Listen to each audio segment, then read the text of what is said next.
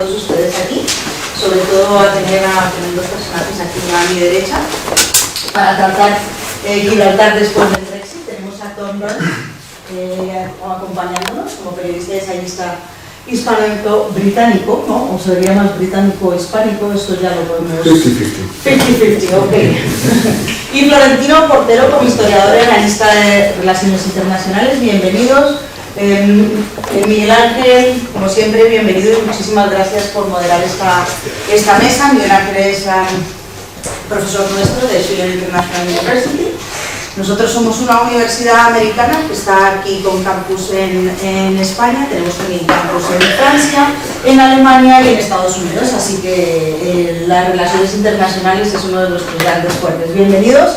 Espero que disfruten y me paso al público. Muchas gracias. Muchísimas gracias, Alejandra. Muchísimas gracias a Fernando Maura, presidente del foro, por la organización de este debate una vez más. Y bueno, pues yo tampoco les ha presentado a Alejandra y ellos dos, a Tom Burns y a Florentino Portero, poco más que decir. Y bueno, si queréis ya entramos al trapo, ¿no? Gibraltar después del Brexit, ¿no? Llevamos un tiempo, ¿no?, en el cual no se solventa la solución de Gibraltar, está en una especie de limbo, ¿no?, en estos momentos, jurídico incluso, pudiéramos decir, y donde vemos que están negociando desde hace ya más de 2 años el gobierno español y el gobierno británico. Parece que iban a llegar ya hace más de 1 año a algún tipo de solución, incluso, ¿no?, un acuerdo de Nochevieja también, pero hemos visto cómo esto se mantiene en ese limbo, ¿no? Vosotros, como expertos, ¿en qué punto, antes de empezar un poco el debate, no sé si queréis hacer una pequeña introducción de cómo ha sido esta evolución histórica, ¿no?, con qué es lo que ha ido pasando? Quizá Florentino nos puede hablar desde el punto de vista español y Tom desde el punto de vista del Reino Unido, si os parece, no sé, unos pequeños minutos, y luego ya entramos un poco al trapo de la situación actual. Bueno, pues en primer lugar, muchas gracias por la invitación, encantado de estar aquí con todos vosotros, con todos ustedes, hablando de temas que entiendo son de común interés. El tema de Gibraltar es un tema que no es de antes de ayer precisamente, es un tema que afecta mucho a la visión española de su visión internacional y sobre todo que tiene un efecto muy especial, y es que si la política exterior española de ahora y de antes tuviera un fundamento serio en intereses, etcétera, etcétera, sería una política exterior que partiría de un hecho obvio, y es que España es básicamente una potencia naval. Somos una península abierta a mares, y nuestra gran dimensión histórica es América Latina. Por lo tanto, lo lógico es fundamental nuestra política exterior nacional en torno a una relación muy estrecha con aquellos países que tienen que ver con nuestros intereses y que son complementarios. Por este orden, Portugal, Reino Unido y Estados Unidos. La presencia española en el continente europeo deriva de una circunstancia no solamente no buscada, sino además no deseada, que es el fracaso de la política matrimonial de los Reyes Católicos. Una política muy inteligente, muy sofisticada, pero el hombre propone y Dios dispone. Se nos iban muriendo los infantes. Y al final nos encontramos con que el matrimonio, digamos, menos relevante, que tenía un objetivo menos ambicioso, que es con la corona con Borgoña y consiguientemente con el Sacro Imperio, con Habsburgo, se convierte en el matrimonio donde se va a mantener la línea dinástica, complicando nuestra vida con la agenda del Reich, que no era ni mucho menos nuestra agenda, y alterando tanto la línea tradicional de la corona de Aragón como sobre todo la corona de la línea de Castilla. Pero básicamente somos una potencia naval y por lo tanto nuestras relaciones con el Reino Unido tienen unas relaciones muy complementarias y muy intensas, y Gibraltar es el eterno muerto en el armario que nos impide profundizar esa relación. Y es verdad que tanto los británicos como los españoles hemos gestionado mal esta relación. A los británicos en muchas ocasiones les ha faltado visión, a los españoles siempre nos falta constancia, que es la característica básica de nuestra dimensión exterior, y el resultado es que Gibraltar es el gran regalo para la diplomacia francesa. Un regalo que no se merecen, pero que lo tienen ahí. Para Francia, el que no tengamos unas íntimas relaciones con el Reino Unido es un regalo inesperado, inmerecido y extraordinario. Que les ha permitido, aquello del dividir y vencerás, jugar mucho. Etapas básicas. Hay una primera etapa, digamos, de Utrecht hasta el proceso de descolonización. Utrecht empeñó pasa a la soberanía británica en las condiciones establecidas en el tratado. Eso se altera posteriormente con el tema del istmo, que hoy no toca tratarlo, pero es un tema que nos toca bastante a las raíces a los españoles, y llega el momento de la descolonización, ya con donde un territorio no autónomo, Gibraltar, se convierte en una colonia y España inicia un nuevo periodo tratando de resolver la cuestión de soberanía de Gibraltar en el marco del proceso descolonizador, añadiéndose a eso dos elementos. Uno, el régimen político español no es una democracia, lo cual, digamos, se convierte en un hándicap muy importante para la población española, y en segundo lugar, que España convierte la cuestión de Gibraltar en una cuestión nacionalista que igualmente acaba convirtiéndose, hablaba de un efecto boomerang sobre nosotros, que permite reducir un margen de maniobra que en circunstancias normales no tenía por qué haber tenido. El tiempo pasa, el general Franco fallece, hacemos la transición política, España se convierte en una monarquía liberal y se inicia una nueva forma de afrontar el tema. Ya la verja se abre en determinadas circunstancias y es todo un proceso, pues con Marcelino Oreja, empezando con él y a continuación, donde se trata de llegar a un entendimiento. El momento cumbre de esa etapa, que es cumbre y que es final, es el entendimiento entre Tony Blair y José María Aznar. Momento muy importante, donde estamos a punto de resolver el problema, pero finalmente, por distintas razones, eso no ocurre. Quizá el mayor problema con el Ministerio de Defensa británico, pues que puedo entender, de hecho, es que estuvimos muy cerca de lograr una solución, un entendimiento, pero se nos fue. Y ahora estamos en otra etapa, una etapa donde la discusión ya no corresponde tanto al Reino de España como a la Unión Europea. Y eso tiene que ver porque el Reino Unido fue parte de la Unión Europea, fue signatario, con todo lo que ello implica. Consiguientemente, el vínculo de Gibraltar con nosotros pasaba por Bruselas.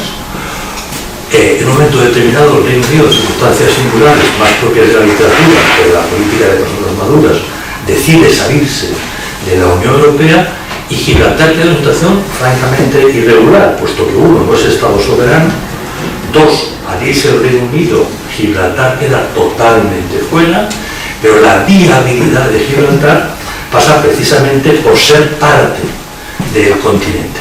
Es decir, Gibraltar necesita libertad de movimiento de las personas, libertad de movimiento de las mercancías, libertad de movimiento de los servicios y libertad de movimiento de los capitales.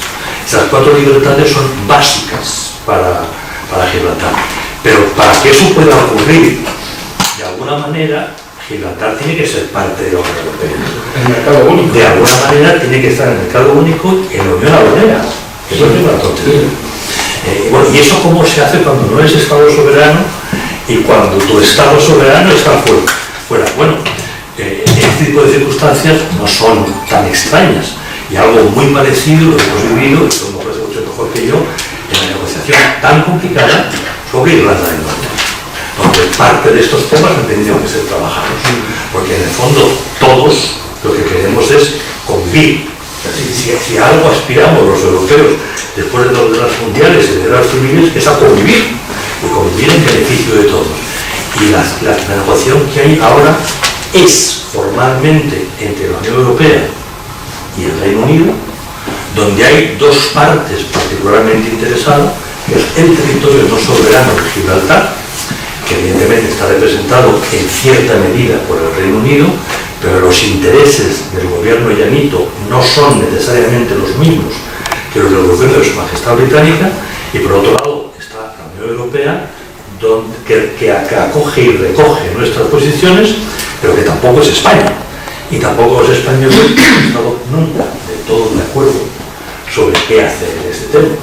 Volviendo a lo que decía al principio, si hay una constante en la política exterior española, es la inconstancia. Y eso en política exterior es dramático, porque la política exterior o es política de Estado o no es, o es una sucesión de actos.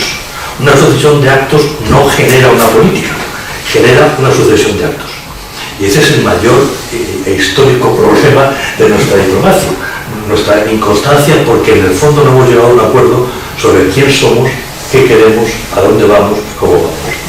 Pues muchísimas gracias, Florentino. Se nota que eres historiador, obviamente, en este recorrido que nos has ido haciendo. Pues Tom, adelante, ¿cómo ves tú esto desde un punto de vista británico? Pues lo que voy a hacer es, si te parece, es comentar tres cosas. Hay otras, pero tres cosas que ha dicho Florentino. Lo primero, lo de la potencia naval, España, UK y demás. No olvidemos que la flota francesa la hunde Nelson en la batalla de Trafalgar, donde él muere y donde le llevan en un barril el cuerpo de Nelson a Gibraltar, y de Gibraltar ya se lo llevan a Londres, donde está enterrado en la bahía de Westminster, y ahora la gran columna en la plaza de Trafalgar en Londres, que todo el mundo que pasa por ahí no puede menos que fijarse en ella. Potencia naval, lo importante de Gibraltar en todo ese periodo del Tratado de Utrecht en 1713 al tema descolonización, que llega al aislamiento de Gibraltar cuando se cierra la verja, cuando no hay ningún acuerdo. Es una base naval. El Ministerio de Defensa del Reino Unido controla, Gibraltar, en el sentido de que el 80-90% de lo que es la economía de Gibraltar depende directamente de la base naval de Gibraltar. Es una base naval muy particular, es obvio, geografía, que Gibraltar es la llave del Mediterráneo. Una de las misiones que tiene la base británica de la Royal Navy en Gibraltar es, por ejemplo, la supervisión de la flota del Mar Negro ruso. Es decir, los submarinos rusos salían al Atlántico debajo de cargueros rusos, y así pasaban, salían de Odessa y demás, y entraban ya, cruzaban el Mediterráneo y salían al Atlántico. Lo que hace Gibraltar, lo que hace la Marina Británica, es el seguimiento de uno de cada uno de los submarinos nucleares rusos que salen al Atlántico. Un amigo mío gibraltareño estaba haciendo pesca submarina por la roca, por Europa Point, que es el punto último de Gibraltar, y se metió en una cueva y fue siguiendo por la cueva, y de repente se encuentra una enorme caverna donde había hombres vestidos de blanco, metidos, parece una película de ciencia ficción, pero era real, y es donde están las bombas nucleares. Es decir, no nos hagamos ninguna tontería, no nos engañemos, es decir, Gibraltar es estratégicamente muy, muy importante para la OTAN, para el Occidente, para etcétera, etcétera, etcétera. Y con eso no se juega. En la Segunda Guerra Mundial, donde Franco resiste la presión alemana de cruzar España y tomar Gibraltar, pero podría haber tomado, y de esa manera no hubiera habido un desembarco en Sudáfrica, pues la población civil entera de Gibraltar la sacan los británicos de la roca. Ahora son unos 32.000 gibraltareños llanitos, entonces había unos 10.000. Pero de los 10.000 enteritos se van a Irlanda del Norte, algunos se van hasta Jamaica, otros se quedan en Londres. La población entera es deslocalizada. Gibraltar es absolutamente tomado por el Ministerio de Defensa británico. Es base. Es de una importancia suprema, donde está el desembarco aliado en el norte de África, juega un papel fundamental, y los llanitos no están ahí. Y ahora voy a llegar a los llanitos, porque voy a pasar al tema de del último que ha tocado ahora Florentino, sobre los intereses de los llanitos no son necesariamente los intereses del gobierno del UK, del Reino Unido. Evidentemente en el año 40 no era ningún llanito que quería que forzosamente le sacasen de su casa en la Roca y le mandasen con su familia a Irlanda del Norte o lo que sea. Esta gente vuelve a Gibraltar. Es un caso extraordinario, donde tienes la deportación como si fueras Stalin en Georgia, sacando a todo el mundo y mandándoselo a Siberia, pues más o menos lo mismo hacen el gobierno británico con los llanitos, y los llanitos en el año 45, 46, 47 vuelven a Gibraltar prácticamente todos.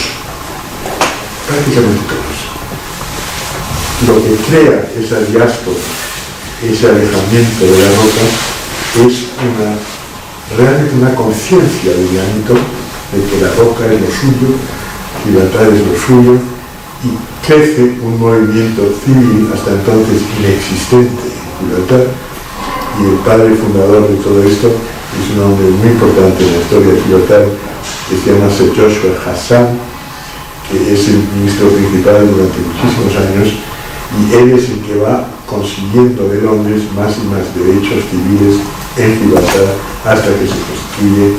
Gibraltar tiene su parlamento, tiene sus juzgados, tiene su gobierno, lógicamente, pero tiene toda una especie de miniatura las instituciones del Reino Unido, porque es genial. Es decir, estamos hablando ahora de una población de 32.000 personas, nada más, pero tienes un ministro principal pues, que se va a Naciones Unidas y suelta sus discursos, pero la línea tiene una población 3 veces superior a lo que tiene Gibraltar. La línea, donde tiene unos niveles de paro de los más altos de España, donde tienes un problema de narcotráfico tremendo, envía a Gibraltar diariamente 15.000 personas, cruzan la frontera de la línea a trabajar en Gibraltar. Gibraltar es el empleador mayor del sur de España después de la frontera de Andalucía. Se dice todo eso en cuanto los intereses de los llanitos no son los intereses del Reino Unido.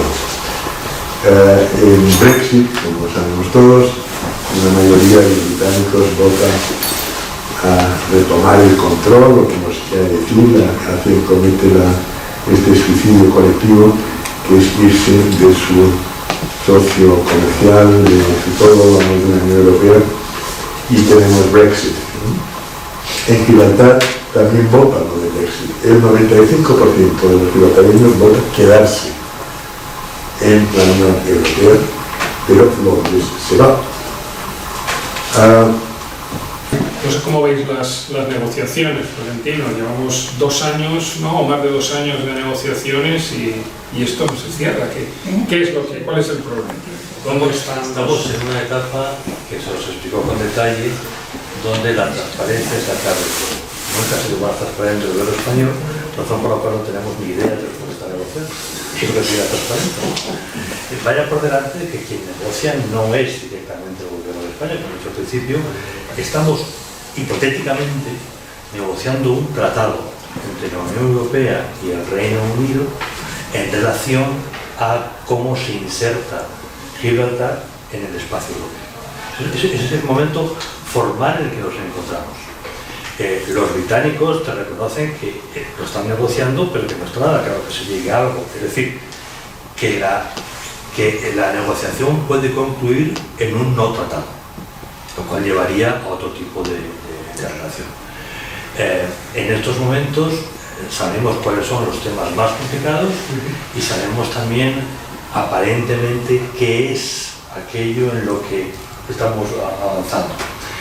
Hay por parte española una, digamos, entre desazón e inquietud sobre la posición de nuestro gobierno en Bruselas. Hay toda una parte, digamos, del Ministerio de Exteriores, de la carrera diplomática, que desconfía. ¿Por qué? Pues porque sigue sobre la mesa en el fondo, los grandes temas ya planteados en la etapa Castilla. Los temas son: 1, la soberanía del Peñón; 2, la cuestión del istmo, que es distinto del Peñón; 3, relativo a las aguas.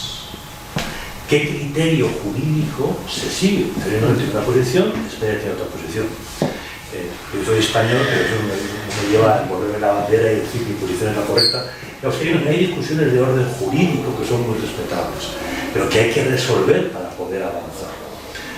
Entonces, la soberanía, el Peñón, del istmo, las aguas territoriales, desde luego, lo acaba de comentar Tom, todo relativo a la fiscalidad.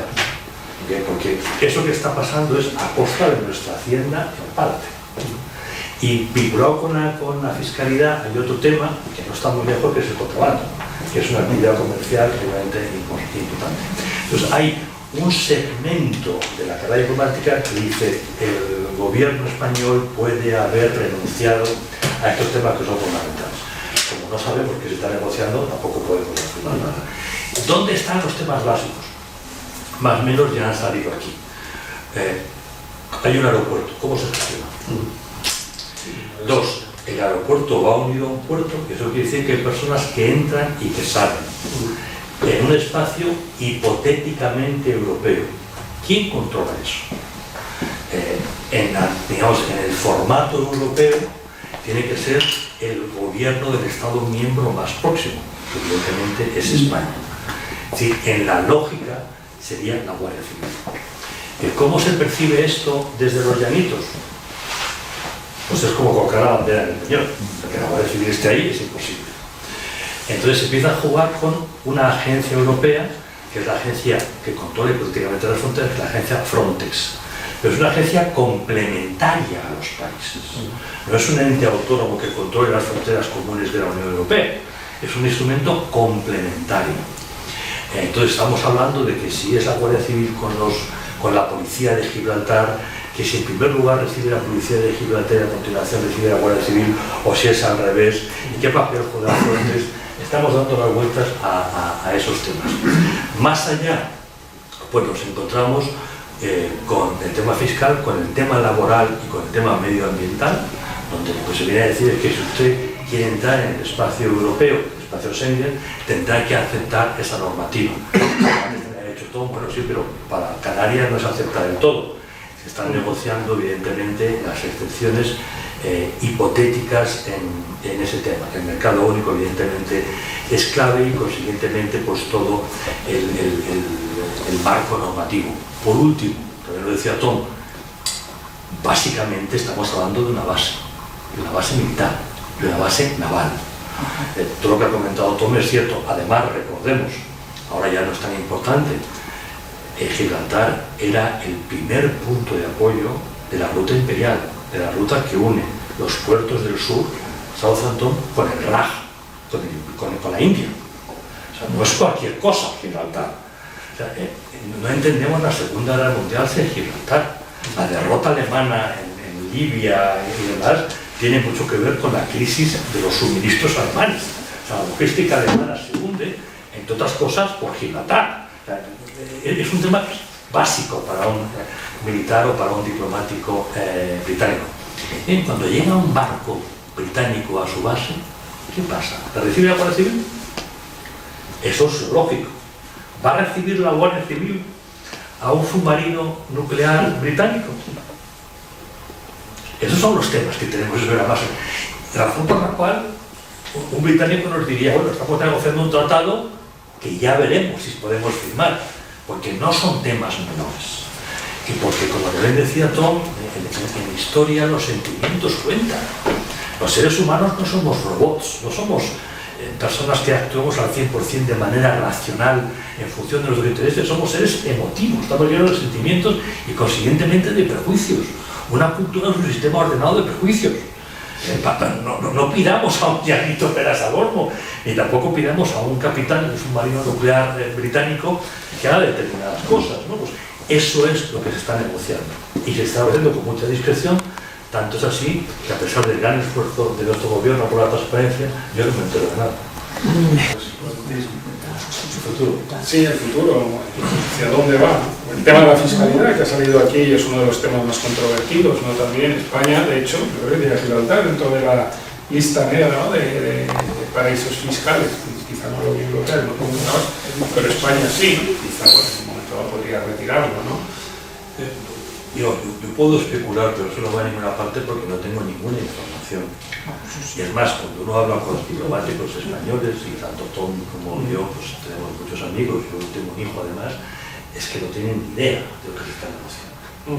Es un tema que se lleva muy discretamente desde Moncloa con Bruselas, por lo tanto, pues creo que si hay un acuerdo y el tema de la fiscalidad no se resuelve bien, tenemos un problema. Habrá un malestar importante en España por ese tema.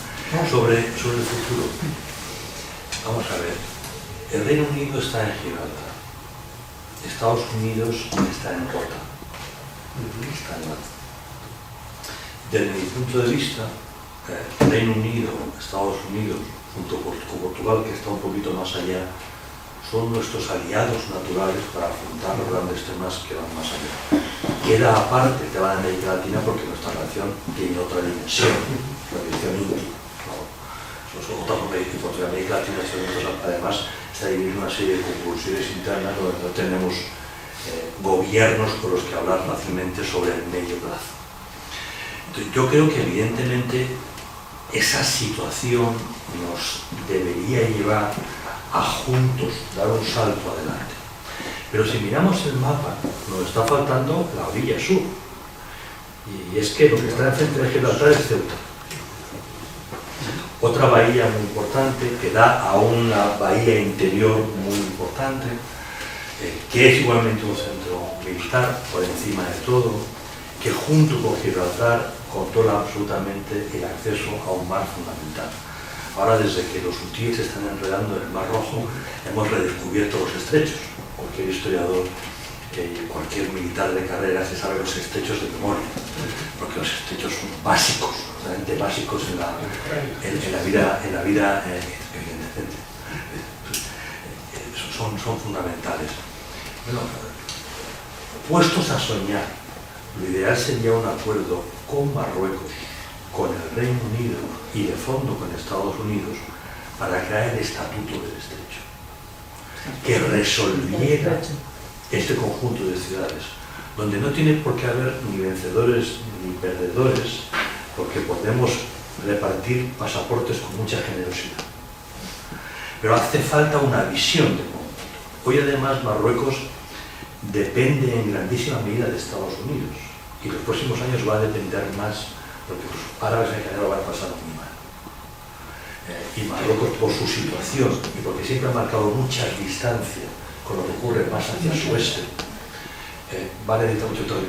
Entonces, hipotéticamente, deberíamos ser capaces de tener una visión de conjunto. Mi esperanza del 0 al 100 está en el 0,001 sobre esto. O sea, ni Marruecos, ni España, ni el Reino Unido, ni Estados Unidos tienen hoy ni los gobiernos estables, ni la visión para entender que el estrecho de Gibraltar es uno de los puntos más importantes del planeta Tierra. Y más en estos momentos, no tan revisionistas ahora mismo. Y ahora que descubrimos los estrechos, mucho más. Suez se cierra en un pispás. Es tan fácil bloquear Suez. Sí. Rusia está atrapada en el Mediterráneo. El comercio depende del acceso al Índico a través del Mar Rojo. Cualquiera que mire el mapa se da cuenta de estas cosas. Lo sorprendente es que no estemos hablando de ellos para buscar soluciones propias del siglo XXI. O sea, Tom también lo parece como yo. Tantas veces nuestros diplomáticos siguen atrapados en Castilla. Antes hemos hablado mucho de Aznar. Aznar tuvo unas horribles relaciones con los diplomáticos españoles. No eran malas, eran horribles. Horribles. Y no vieron bien el acercamiento a Antonio Blair, porque veían que se cedía en relación a Castilla. Es como si Castilla hubiera entrado en la cadena genética de un diplomático español. Cuando apruebas la oposición, en ese curso que hacen, que es una pérdida de tiempo durante un año en aeronáutica, lo que te hace es meterte una inyección por lo cual en la cadena genética del diplomático español aparece la doctrina Castilla. Y Oreja fue su gabinete. Exacto. Bueno, o sea, digamos, la visión de Castilla responde a una circunstancia histórica, que es el proceso de descolonización, que ha quedado atrás. O sea, no podemos pensar que los británicos van a reconocer que el Peñón es un ente que a partir de ahora pasa a la soberanía española. Eso no va a ocurrir, pero hay vías de resolver estos temas propios del siglo XXI y propios de la colaboración entre potencias aliadas, porque nosotros, es decir, los norteamericanos, los británicos, los portugueses y españoles, hemos firmado un tratado que se llama de Washington, por el cual somos aliados. Entonces tenemos que ser capaces, desde la condición de aliados, de tener una visión conjunta y propia del siglo XXI para controlar el estrecho de Gibraltar, que es crítico. No tengo ninguna esperanza. ¿Cómo es ese futuro? Estoy muy de acuerdo con todo lo que ha dicho Florentino. Pero claro, ese espacio, ese acuerdo con Marruecos, Estados Unidos, la llave, el Mediterráneo, todo eso pues es un wishful thinking, que es muy wishful, ¿no? Aunque el thinking es genial. Mira, el Marqués de Santa Cruz, que durante muchísimos años fue embajador español en Londres, embajador de España, él tenía, y luego se ha mantenido embajador tras embajador, una tortuga en su mesa de despacho para enseñarme que lentamente con el tema de Gibraltar, que esto era muy lento. Gibraltar es el asunto exterior para los españoles, y Inglaterra pues tiene muchos. El ministerio de Exteriores puede pasar mucho tiempo en Gibraltar y en el Reino Unido pues un par de minutos al mes. Pues yo creo que